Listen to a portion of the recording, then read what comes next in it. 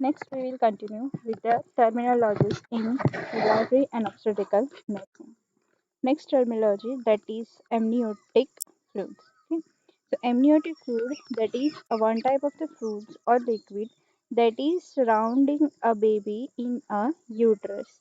Means the inside the uterus there is one cavity is formed, and inside there is a liquid which protects the baby and also nourishes the baby, and that is called the amniotic fluids.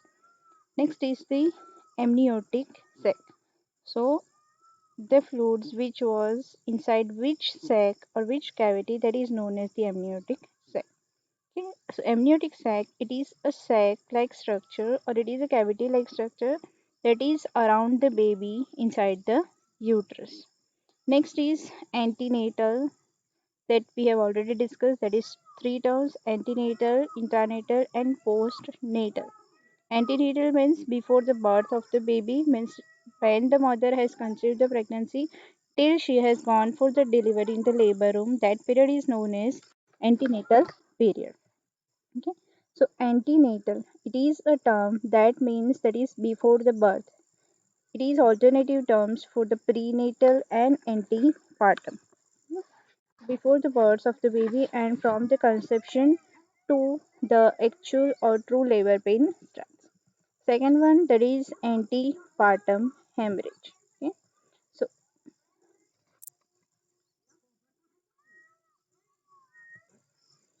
antepartum hemorrhage. Antepartum, that we have discussed, that is before the birth of the baby and at the time of the pregnancy. And hemorrhage, that is the bleeding or blood loss. So bleeding from the vagina during the pregnancy or during the antenatal period is known as antepartum hemorrhage. Second one is the Apgar score, that you have already learned in the pediatric nursing, that Apgar score that needs to be checked for the newborn baby. When the baby born, then we need to check the Apgar score of the baby to know the condition of the baby. In that, we need to check five main parameters under the Apgar score. The total score is 10 if you remember. Apgar score, it is a test that is given 1 minute after a baby is born, then again 5 minutes. Means it must be repeated after the 5 minutes, that assesses babies.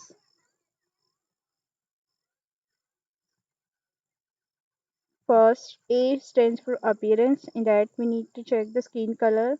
Pulse, that is the pulse rate of the baby. Grimace, that is the reflexes of the baby. Activities, that is the muscle tones. And lastly, the respiration. So remember these five parameters, that is the appearance, skin color. P stands for pulses. G stands for grimace, that is the reflexes. A, activities, that is muscle tone. And R, that stands for the respiration. Okay, each one stands for 2, and the total Apgar score is 10. Typically, the Apgar score, they are 7, 8 or 9. Means if the babies they are normal, then they can have the 7, 8 and 9 Apgar score. The score which is lower than the 7, it means that the baby might need some help for the breathing. So that is about the Apgar score. Next is the birth canal. Okay. Birth means the birth of the baby, and canal means it is, canal is the, we can say that it is a passage by which the baby can be delivered. Okay. If you remember, when you will see that the baby will be come through the canal, that is from the uterus to the vagina to the cervix, and from cervix to the baby will come outerwards.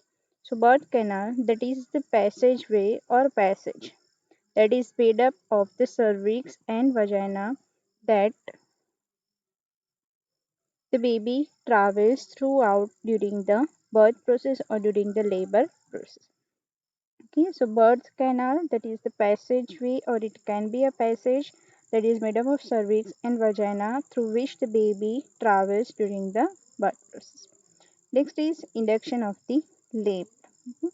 Induction of labor. First is, what is a labor? Labor means when the mothers they feels the actual labor pain, or we can say that it is a process by which the babies come out from the uterus to the outer walls.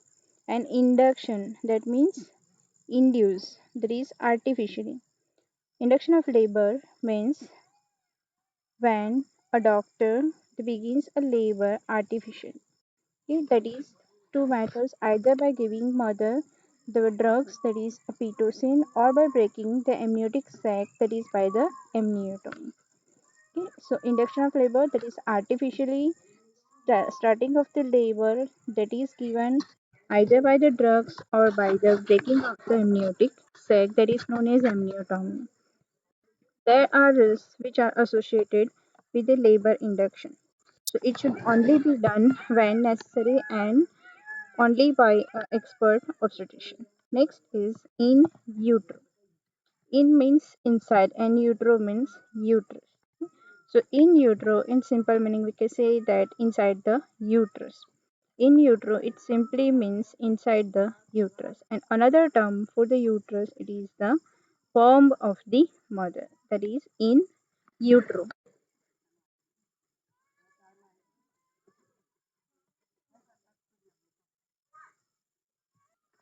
Next terminology, that is the full term. If you remember the weeks of gestation, that is a 37 weeks, they are considered as the full term pregnancy. Okay. So when the pregnancy is of normal duration, that is 37 to 42 weeks, it is known as the full term. And if there is a delivery that is before completion of 37 weeks, then it is known as the preterm, because it is before completion of 37 weeks, that is known as preterm. And second, post means the pregnancy or the delivery of the baby after 40 to 42 weeks, that is known as the post term. Next is the gestation. Gestation means there is nothing but there is the length of timing. Gestation, it is the length of time it will be considered in the days or in the weeks during which the baby will be inside the uterus. That is known as the gestation. In simple meanings, it is a period or that is duration or length of the timing that the baby is inside the uterus. Next is the gestational diabetes.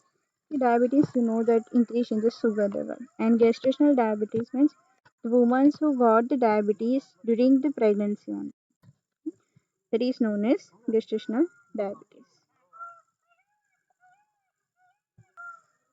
A condition that develops during the pregnancy when the woman's blood sugar level it becomes too high because of inadequate level of the insulin, and this condition is treatable and it usually will disappear after the pregnancy because they are only pregnancy induced. Okay, so simply gestational diabetes means it is a pregnancy induced diabetes, that is known as gestational diabetes. Next is multiple pregnancy. Pregnancy, you know that that is a conception of the products, that is by sperm and the ovum. There is a zygote and there is a division, and after the 9 months the baby will born. Multiple means more than one. Okay. So multiple pregnancy is one when more than one fetus they will develop inside the uterus. Okay. That is known as the multiple pregnancy. The multiple pregnancy it can be of many times in that common, that is a twins means more than two fetuses are developed inside the uterine cavity. Second one, triplets. Triplets means three. At the same time, three fetuses are developing inside the uterine cavity. Next is obstetrician. Obstetrics, we have discussed in the beginning that there is a normal process and that is related to only the pregnancy. So obstetrician, they are the doctor who are specialized in caring for the pregnant women and their babies. Okay? So that is known as the obstetrician, means the doctor who gives care to pregnant women and to the baby. Next is the placenta. Placenta, that is one structure which was developed during the pregnancy, and it is the only organ we can say that that gives a nourishment and it carries out all the functions for the proper growth and development of the baby. Placenta, it is an organ which is inside the uterus which supplies the nourishment means foods to the growing baby. The placenta and the baby, they are connected to each other by umbilical cord. Umbilical cord it is a small, that is a 50 centimeter length of umbilical cord, and that is a connection wing between the baby and between the placenta. Next is the umbilical. The umbilical cord, it connects the growing baby to the placenta. It is a sort of like a pipe, or we can say that it is a pipe like structure that can carry the nutrients and oxygen to the baby and can also remove the waste products from the babies. Next is cord blood banking. Cord blood banking, it is a process of collecting and storing the baby's blood. Okay, cord, that is by the umbilical cord, and blood banking. Blood bank, what do they do? They collect the blood. So cord blood banking, by which there is a collection and storing of the baby's blood which is left inside the umbilical cord and placenta after the birth, because that cord blood will contain a stem cells. Nowadays, the stem cell preservation is very important because a new cells can be grow with the help of the stem cells. So cord blood banking is used nowadays, and this blood, it contains a stem cells that may be used to treat the future medical problems in the babies and someone else that is related to a genetical with each other. Next is blight ovum. Okay, blight ovum is a condition when a fertilized egg, it is attached to the uterine wall, but an embryo does not develop. Means the fertilization is there, the implantation inside the uterine wall, but it will not develop into the embryo. After the embryo, the fetal development is not there. Next is breech. Breech means when the delivery of the baby is there, then normally the baby's head will come first. But when the breech will be there, then the baby's buttocks or baby's feet can come, and they are pointing to the birth canal. And normally the baby, they moves, so its head is down near the birth canal for the delivery. So baby's buttocks and feet, they are coming or they are pointing to the birth canal, that is known as the breech. So all about the common terminologies used in the obstetrical and midwifery nursing.